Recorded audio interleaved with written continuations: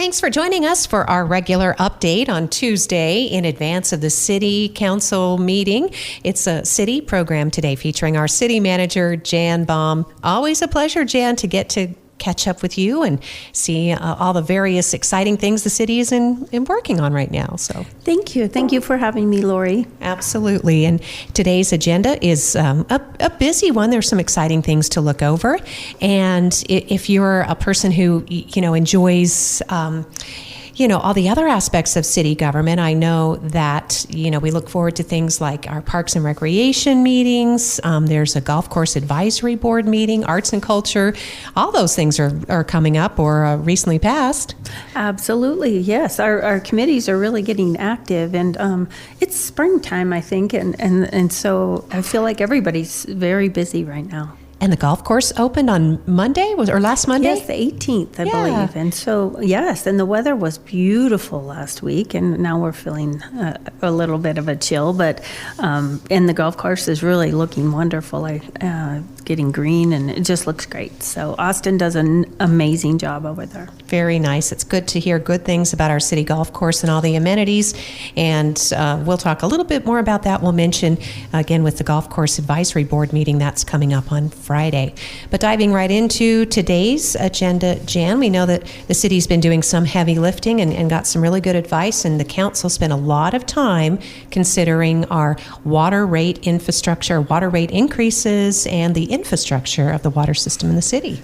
Yes, so we did. We had, I think, 3 presentations at 3 meetings in total, and the city council regarding 2 different issues. One is deploying a meter system throughout the city. And so currently the city of Elko, we have about 9,000 customers, and about a little over 1,000 of them are on meters, and the rest of them are on flat rate. And part of the analysis that was presented to council and explained to the public was that the majority of the water is being used by the flat rate customers, not the metered customers. And so in turn, the flat rate customer or the metered customers are essentially paying more for water than the flat rate. In addition to that, there are some requirements that have come down from the state, and a water loss audit is one of them, and a conservation plan. And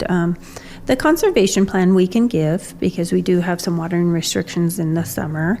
But as far as the water loss audit, that's a difficult one for us to produce because we cannot tell where we are losing water because we don't have the meters.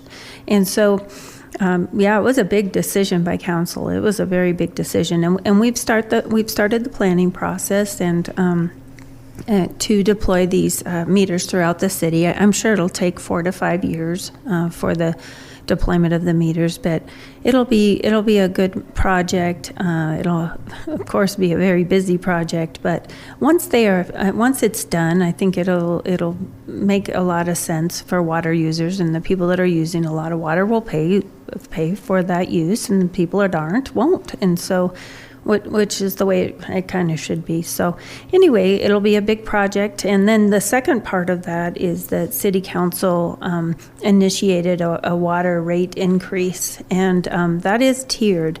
So the flat rate customers will be receiving a larger increase than the metered rate customers, partially, to incentivize people to move to meters with our meter grant program, and then partially to so that the flat rate people are paying for the water that is being used, the number of gallons. So anyway, and so all of that is, or part of it is built into our budget that is going to be presented by Julie Davis, our financial services director, tonight. And anyway, that's just a little summary of what's been going on there, but we've been really trying to educate on that, and it's a big deal, and so we really want the public to be aware.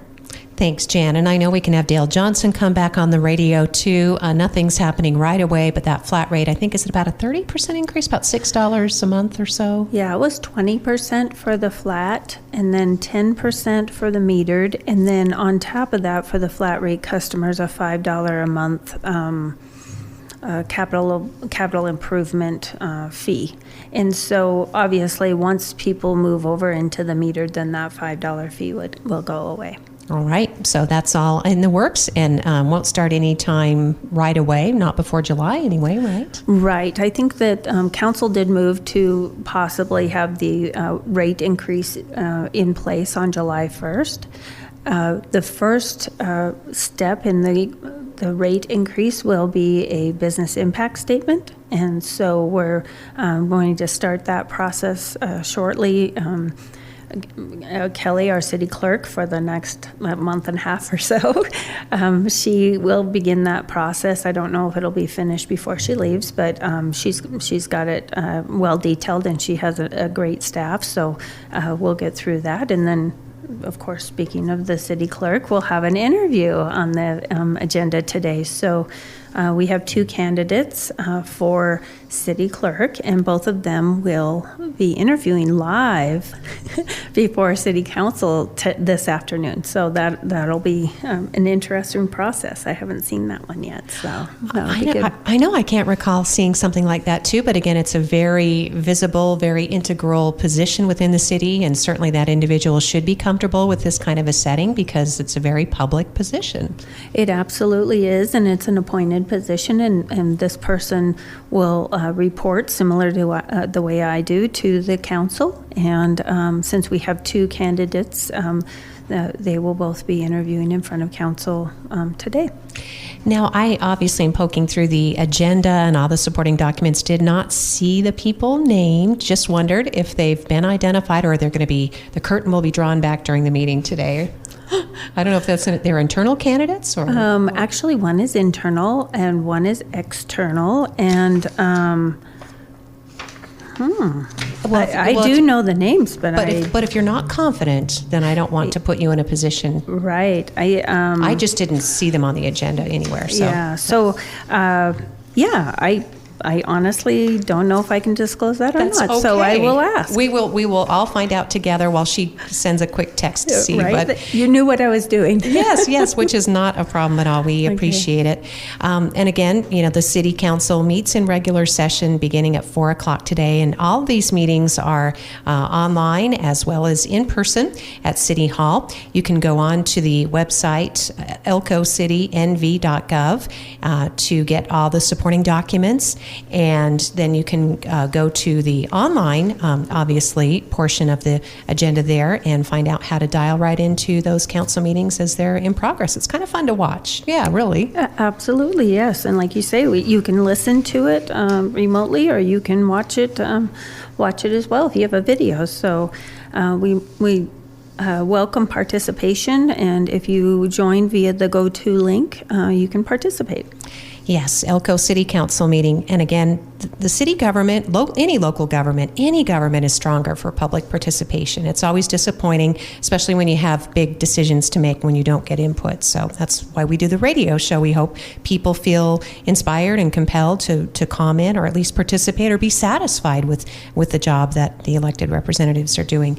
You did mention the budget today, so the enterprise funds and internal service funds will be presented, and that's kind of your passion too, is you know so much about the budget, Jan, and that's really appreciated. Thank you. Yes, so Julie Davis will be presenting the enterprise funds and the health insurance fund. And so the enterprise funds are similar to small businesses in a sense. And so enterprise accounting is a little different than the general fund and the governmental funds. And so the purpose of enterprise funds is that the revenue in those funds should cover their expenditures. And so similar to a little business, not necessarily profit, but we just want to cover our expenditures and also cover some depreciation so we can accumulate cash so that we can buy infrastructure and replace equipment and things like that. And the enterprise funds are the water fund, so the price increase and the meter deployment will be included in that budget.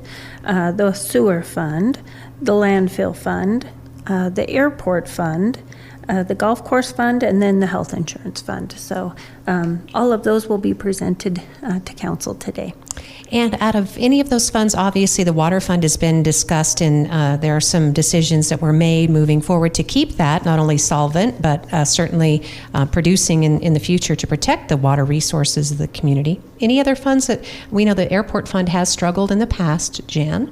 Yes, they have, and they've done okay through the COVID change, I suppose. They received some extra grants during the COVID time period, I guess I should say, about that 3 years. And so, yes, they're doing all right. They have a really big project this coming spring, summer, and that will be the ramp project. And so that project, we put it out to bid. We had an engineer's estimate of about $5 or $6 million last summer, and we put that out to bid, and it came back more like 10. And so we decided to delay that project, and so we're coming back, and I think Jim Foster had that on a agenda a couple weeks ago, and for approval to go back out and put in for that grant. And so we'll be approaching that project again. We're going to change it up a little bit. Our engineers have come back with a couple different designs, and so instead of doing concrete, we might do asphalt. It's about 18 inches of asphalt, so it's really thick, and and they say it will hold up probably not as long as cement, but nearly as long, probably as long as all of us are alive. So anyway, I look forward to, and I know Jim Foster really looks forward to having that ramp project finished and put to bed. So I'm hoping that happens, and we're estimating about an $8 million bill for that. All right. And again, that's a good federal project as well, and it does give a boost to the local economy. We do know that Golf Course Advisory is going to be considering a rate increase for the future, right? Because they're an enterprise fund. Yes, exactly. So we haven't raised the golf rates, I think, for about 3 years. And so we've really moved into this current golf season, and so my hope would be, but of course the golf committee can do what, or recommend to council what they would like, but now that we're into the season, people have already bought golf passes, people are already paying for golf, paying for the rentals, golf storage, all of that. I would hope that what the golf committee visits about will be implemented after this season. And it's good to know you are fully staffed. You've got a great advisory board. Everybody is up to speed, and they're ready to go. They love the city municipal golf course. They do. You know, the golf course is just, so many people are so passionate about it, and rightfully so. I always say it's probably the most beautiful asset that the city of Elko has, and people are passionate about their golf, and so we're really thankful that they are participating. And I look forward to the meeting. I think I will be there as well, and Julie Davis will be there with some financial information for them as well to help them make their decisions. And they have some capital priorities that they'll probably want to address. And so this budget that is going to be presented today is just a workshop, asking council for a little bit of direction on some different things, on COLAs for the non-represented employees, and we're going to ask for a couple more positions in the water fund, mainly to help us deploy all those meters and all the extra work that will be brought on with the metering program. But anyway, so those are some questions that will be asked to council, and it's a workshop, and they'll give us direction, and then we'll go forward with the budget. Excellent. That's on today's agenda as the City Council meets in regular session beginning at 4 o'clock. The Golf Course Advisory Board meeting, as we just mentioned, that one's Friday morning at 9 a.m. also at City Hall, and it's also open to anyone who's interested. Absolutely, and I believe it is open to GoToMeeting as well. I believe some of the committee members, they will attend remotely as well, and which is just fine. And so, yes, and then we'll have a Parks and Recreation meeting, 6:30 Thursday night, the 28th, I believe. And anyway, and so also the Parks and Recreation Committee is really important to the city as well, because they give us a lot of priorities on infrastructure and capital spending for our Parks and Recreation program, and so and priorities. And so I know that James Wiley is going to take them maybe his 5-year plan on what's on the board, and they can look at that and adjust priorities or leave it or whatever they discuss. So it'll be a good meeting as well. Yeah, it's always fun to have those plans. And again, plans are like any plan any family or business would make. They can be updated or changed or revamped or tossed out altogether. But this one's a proposed 5-year plan for capital projects for parks and recreation. And James was on the program last Tuesday, and he's very excited about all the possibilities and the great support that he gets, not just from city residents, Jan, but there's a lot of ownership and stewardship from the entire community, the whole region. Absolutely. I mean, it's similar to the golf course. Recreation and parks, it's a passionate thing for people, and there are a lot of different activities that different people like, and we need to make sure. I know they're also working on a parks and recreation master plan for the city, and they did, I believe it was last summer, we did some surveys and some things to make sure that we're covering recreation for all of the needs in our community. And something that tops the agenda when Parks and Rec meets is, this is a cool idea, and I'd only heard a little bit from some museum folks who'd not presented yet, so they wanted to make sure that they had a chance to go before the city. But the presentation regarding an expansion for the museum that would be within the main city park, and so that will be rolled out during this week's meeting.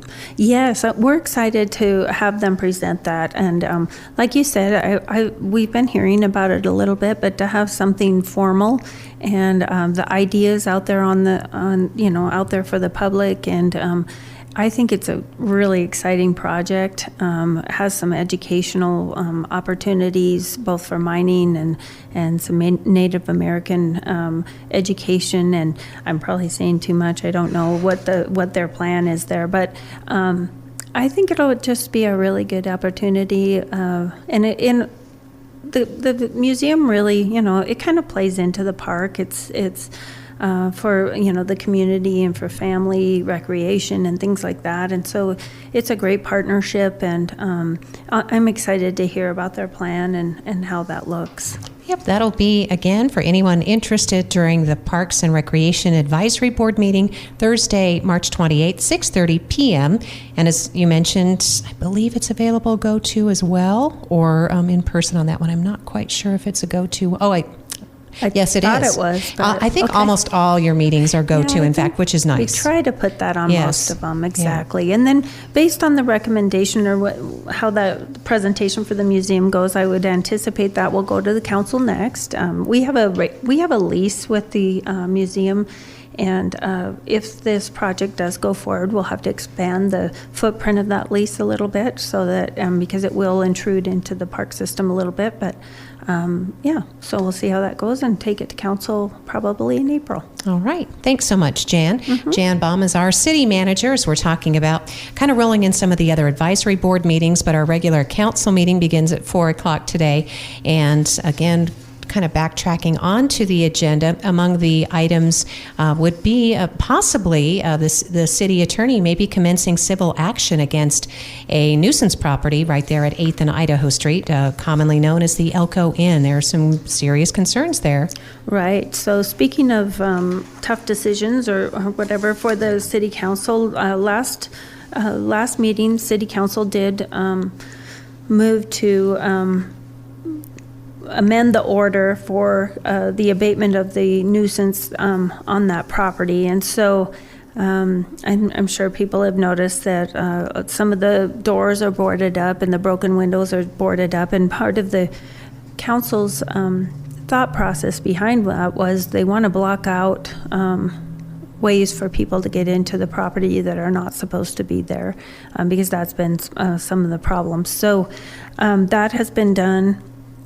And then I understand, and then they also moved to revoke the amended order where they allowed the Elko Inn to have their security provided by their property manager. And so that they revoked. And then the fourth item on there was they directed the city attorney to commence a civil action against Ville 837 LLC. and pursuant to NRS 2684124. And so we'll get an update from our legal counsel at the meeting in regards to where we are with that civil action. And then we'll also probably get an update from our city clerk as to where Ville 837 LLC is in regards to the amended orders.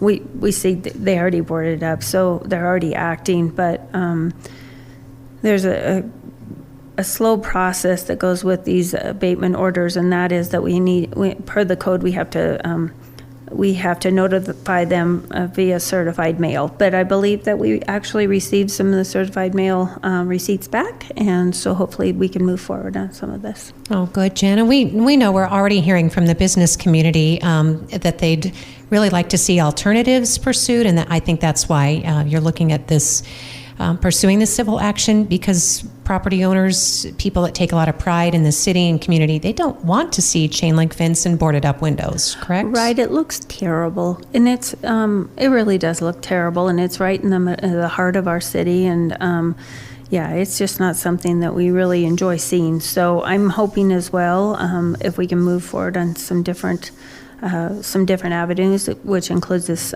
civil action against the property owner, maybe we can get some movement. All right. Talking with our city manager, Jan Baum. Again, it's on the agenda for today's meeting. Under the consent agenda, there is a very nice, positive, worded letter in support of the Nevada Classical Academy of Elko. They want to open a charter school in Elko. And just reading a sentence or two from the letter of support that was drafted on behalf of the council, which is being asked to sign this letter.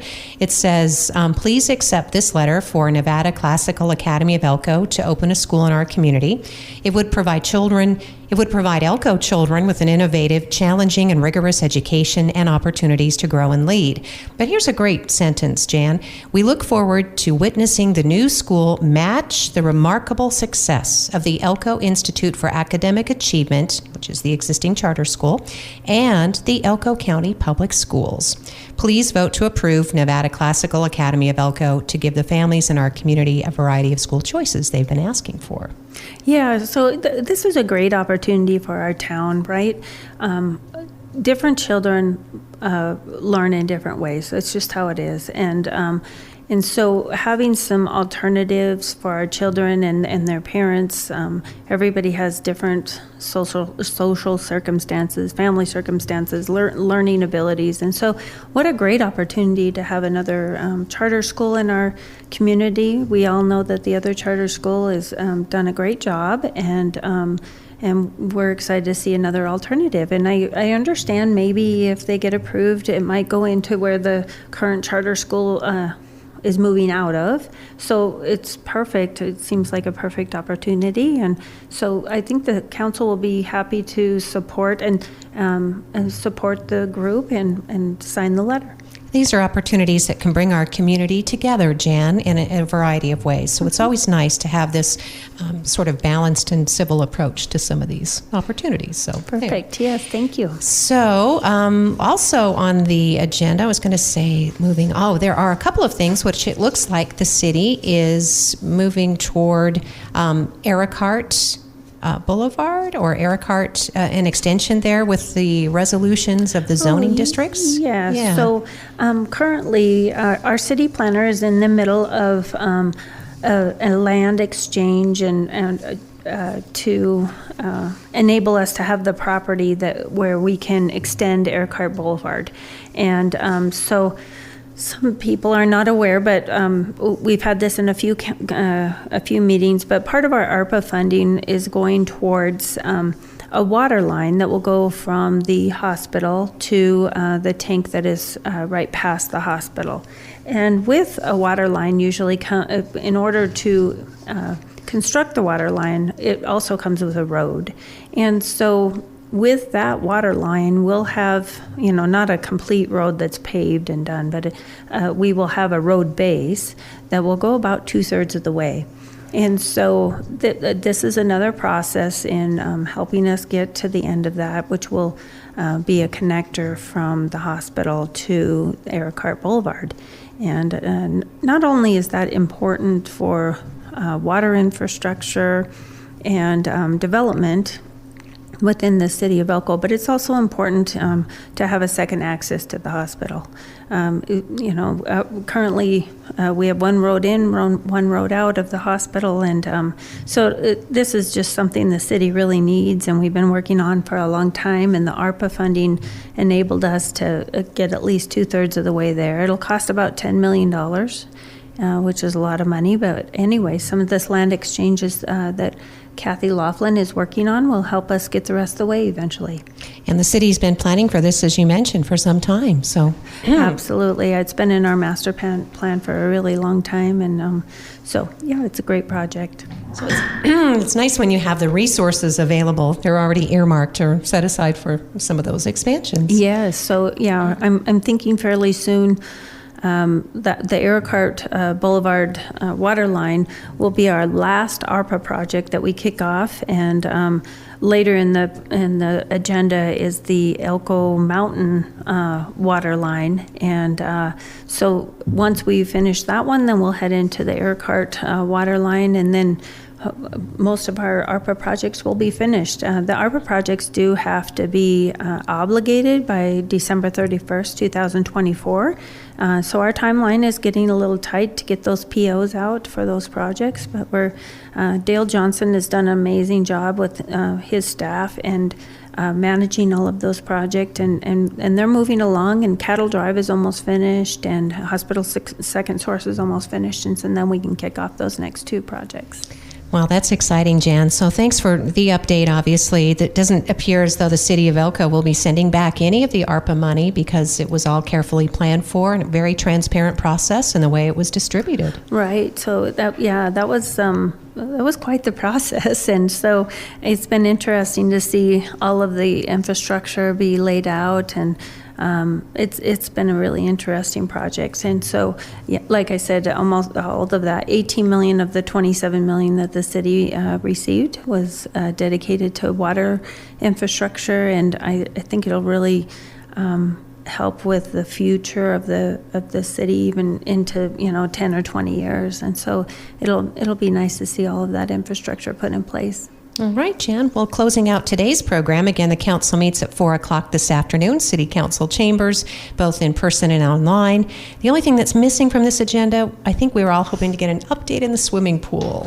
Oh, I know it. So they were going to come last meeting, and then time was getting tight, and so I emailed and said, are you going to be back? And they weren't quite ready, and so I'm sure it'll be on the next agenda. But you're right, they're not on this one. But I'm hoping next agenda we'll have an update, and I would just love to see a date when the shovels will be put in the ground, and that'll start moving, because Nikki is continually babying our pool along to keep it running. We've had some boiler problems, but she's keeping it going. She's amazing. And we have people, swimming. We had a swim meet a few weeks ago. And so anyway, we're excited to see that come to fruition. Sure. Well, I'm sure they'll come through on their promise. The city is anxiously awaiting this. It's a good partnership with Boys and Girls Clubs of Elko, and in the meantime, they are embarking on their second project. They have planned an exploratory trip to Oregon in April because they're looking at an event center. Of which they would did not know that. Cite, so, yeah. Great, going to Oregon. Going to Oregon, and they're taking at least one county commissioner, Rex Denninger, said during the most recent county meeting that he's going on that field trip, and he was vehement that the county is going to steer that $15 million in ARPA money to the event center. And from what we understand at last report, I think there are still some work behind the scenes, but they're trying to acquire some Kittredge Canyon area property to locate an event center. So. Oh, okay, great. Well, I know that they were looking at some different sites, and I didn't know if they had decided on anything yet, but so I'm excited to see where that goes as well. But I really want to see where the rec center goes first. Yep, city pool and rec center, those are the two, that's the main priority of the project that all city area, county residents, we're all anxious to see that one. So, Jan, thank you so much for being on the program as always. Thank you, listeners, for joining us for Elko Live today in advance of this afternoon's regular city council meeting.